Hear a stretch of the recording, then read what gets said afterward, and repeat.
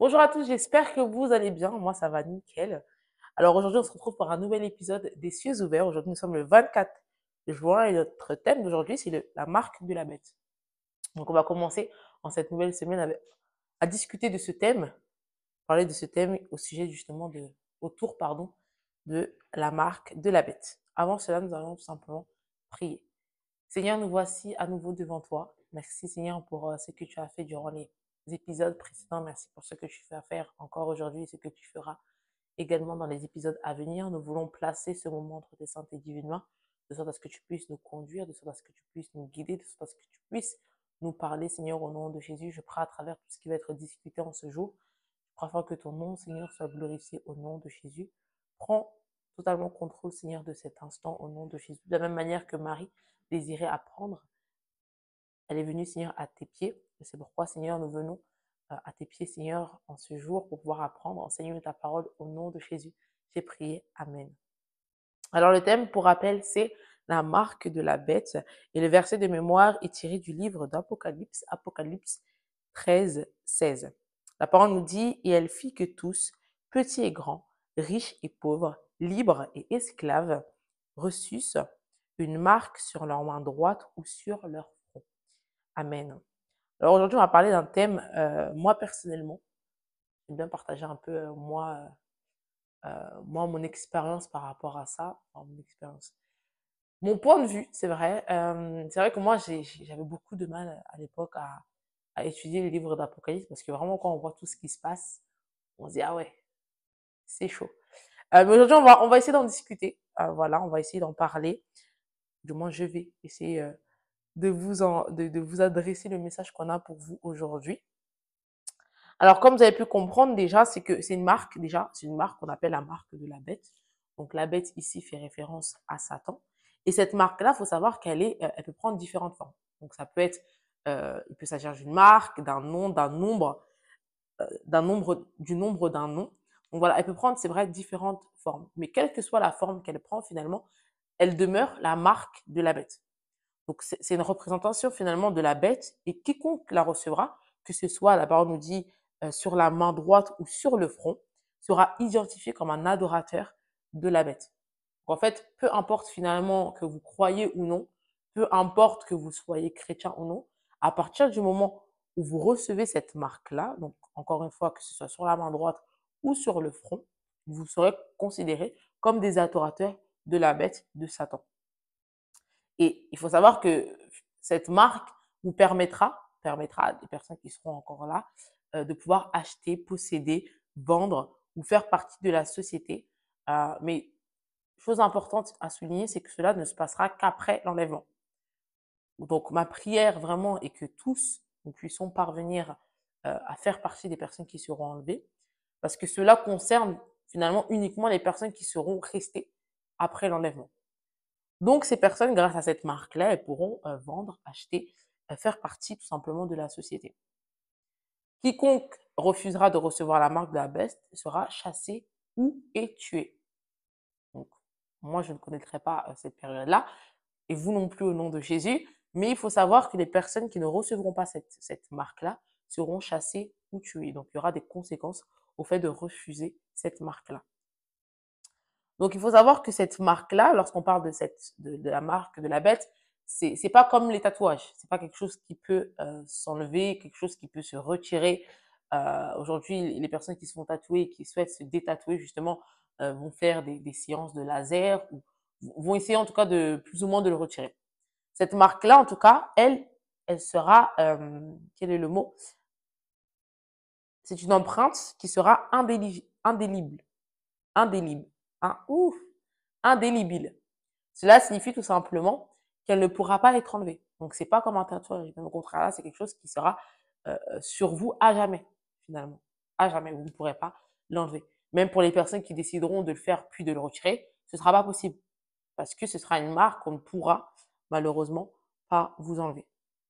Cependant, un autre point également ici, c'est que il ne s'agit pas non plus, enfin, il s'agit probablement, on ne sait pas exactement ce que cette marque, euh, enfin, quelle sera la marque en elle-même, mais il peut s'agir d'un implant, ouais, d'un implant. par exemple, quelque chose qu'on vous mettra à l'intérieur de votre système qu'on ne pourra pas enlever, non pas comme les implants pour les femmes, mais là, c'est quelque chose vraiment, véritablement, qu'on ne pourra pas enlever.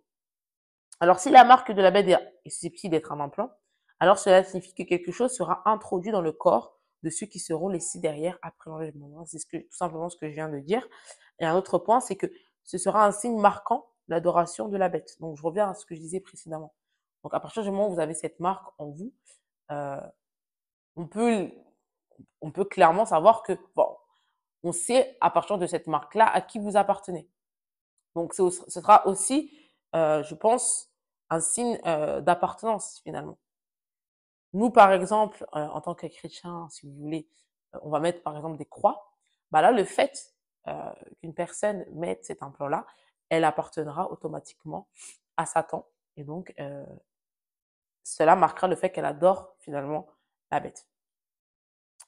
Aussi, ce que j'ai noté ici, c'est qu'il faut vraiment inviter les gens à donner leur vie à Christ. Et pour ceux dont c'est déjà le cas, à poursuivre leur marche avec Dieu. Pourquoi? Parce que, encore une fois, nous, en tant que chrétiens, on vise l'enlèvement. Donc, toutes ces choses-là, certes, ça peut faire peur, mais à partir du moment où on marche selon la volonté de Dieu, on n'a finalement rien à craindre. C'est pas quelque chose qu'on vivra, non. Et c'est pourquoi c'est important et je pense qu'on l'a vu il y a quelques jours, justement, à investir correctement, à faire tout pour justement aller au paradis. Votre regard ne doit plus être sur ce qui se passe dans le monde, bien il faut en être conscient, mais à regarder là-haut. D'accord? Ne soyez pas distrait par ce qui se passe dans le monde, mais marchez, continuez votre marche. Et pour toutes les personnes qui n'ont pas encore accepté leur vie à Christ, je vous invite vraiment à le faire. Je vous invite vraiment à le faire. Lorsqu'on parle de Christ, lorsqu'on parle de Dieu, on parle également de son amour. On invite les gens non pas parce que beaucoup pensent que lorsqu'ils donnent leur vie à Christ, cela vient avec beaucoup d'interdictions, des choses qu'on peut ne pas faire. Bien au contraire, déjà, c'est pas le cas, premièrement. Et puis, vous verrez que les choses que vous ne pouvez pas faire, entre guillemets, finalement, c'est pour votre bien. D'accord? Lorsque Dieu nous demande de vivre une vie de sanctification, nous demande de vivre justement, c'est pour votre bien. C'est parce que derrière, forcément, lorsque vous ne le faites pas, il y a des conséquences qui peuvent être néfastes, négatives ou même nuire à votre vie. D'accord? Donc, pour toutes les personnes qui n'ont pas encore donné leur vie à Christ, c'est la meilleure décision que vous pouvez prendre, de donner votre vie à Christ. Vous êtes que gagnant, vous ne pouvez que être gagnant en donnant votre vie à Christ, sachant que lui, il vous aime. Enfin, c'est pas comme Satan. Satan, lui, son but, c'est quoi? Il a déjà été chassé, il sait où il finira. Son but, c'est de pouvoir faire venir le plus de monde avec lui. Voilà, il veut pas souffrir seul, il veut que d'autres souffrent avec lui, et c'est ça qu'il fait. D'accord? Donc voilà, soyez sages et vraiment prenez cette décision. En tout cas, je vous invite à prendre cette décision. Ce n'est pas encore fait, ce n'est pas trop tard. Là, vous êtes là aujourd'hui, vous pouvez encore la prendre, cette décision, tout simplement en disant, Seigneur, je t'accepte dans ma vie. Euh, je, je renie le monde et je prie afin que tu puisses m'aider dans cette marche. En fait, c'est tout simplement une prière, c'est quelques mots assez simples finalement, mais très puissants. Donc voilà. Pour continuer dans notre thème, parce que c'est vrai que je m'éparpille un peu, un autre point ici, c'est que personne ne sait quand Jésus reviendra. L'importance d'être prêt. Parce que comme je vous l'ai dit, cette marque-là, cette marque de la bête, viendra après l'enlèvement. Mais nous, vu qu'on vise l'enlèvement, il s'agirait d'être prêt pour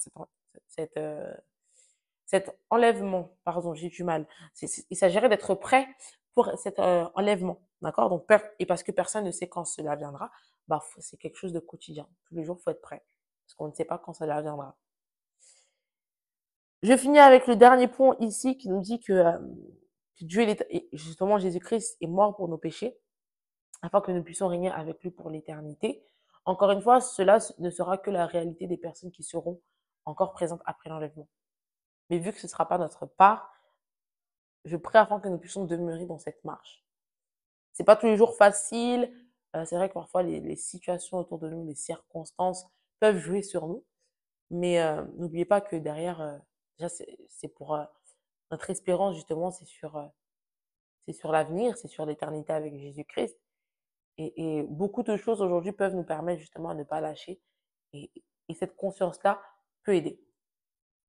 Le prophète nous dit, ne manquez pas l'enlèvement pour que vous ne deveniez pas un esclave du diable.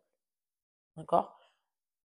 Je prie, je prie, je prie, je prie. Ma prière, c'est que vraiment personne, aucun d'entre nous, ne manquera l'enlèvement au nom de Jésus. J'espère que vous avez été bénis.